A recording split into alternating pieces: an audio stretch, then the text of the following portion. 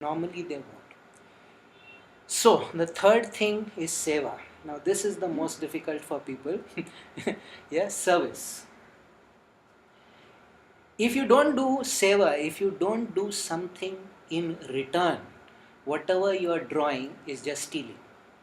I'm making a harsh statement, I know. The energy that you're drawing from a person, if you're not making a return, it is tantamount in yoga to theft. So you have to be, if you accept a person as a guru, your responsibility is greater because the real guru will never complain or ask. You have to figure out, is my guru okay physically, mentally, in health, in emotion, in finances?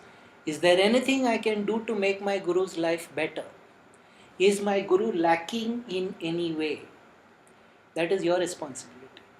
If you do not fulfill that responsibility, you are stealing. By coming and sitting, by coming and drawing the energy, by coming and learning, it is your responsibility, because when we come to the what is win, then you will understand why this seva is so. So seva can take multiple forms. The easiest way, which of course people have the most difficulty, is just giving money. But I have a theory that everybody's genuine emotion is tied to money. That anytime there is a really intense emotion, it is in some way connected with money. So you don't have money, there are so many things you can do. Here is an epitome of seva. This person comes anytime we have. Yeah, she does seva totally. And she herself has told you what the rewards are. So you need to figure out, in what way can I make my guru's life better. And the last is effort. The guru doesn't need your obedience, the guru doesn't need your seva, actually. Yeah, the guru doesn't need anything from you except your shramana, the shrama, the word for spiritual striver, the word for people practicing yoga in the actual yogic tradition is shramana, the person who strives, jo shram karta hai. Yeah, because the guru wants you to become liberated. The guru wants you to come to the same or even surpass. In fact, there is a very famous story. You know the Nathpanthis, the guys who wear the ropes around their.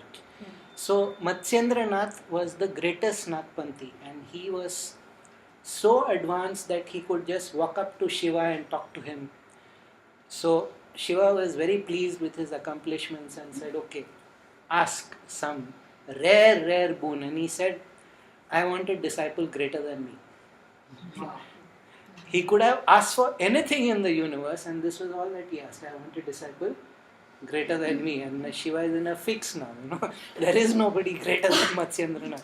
So okay, I will be born. And he was born as Gorakshanath.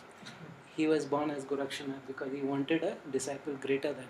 So for the guru, if he is an authentic guru, he wants you or she wants you to go ahead on the parampara. But that cannot happen without effort. To say that, oh, I have surrendered, now you please do all the work. No, that is not how it works. You have to work, and you have to work very, very hard. The effort is very, very important on your part, and in fact that is the most important part. That unfortunately is where people that unfortunately, Allah smiles. yeah, that unfortunately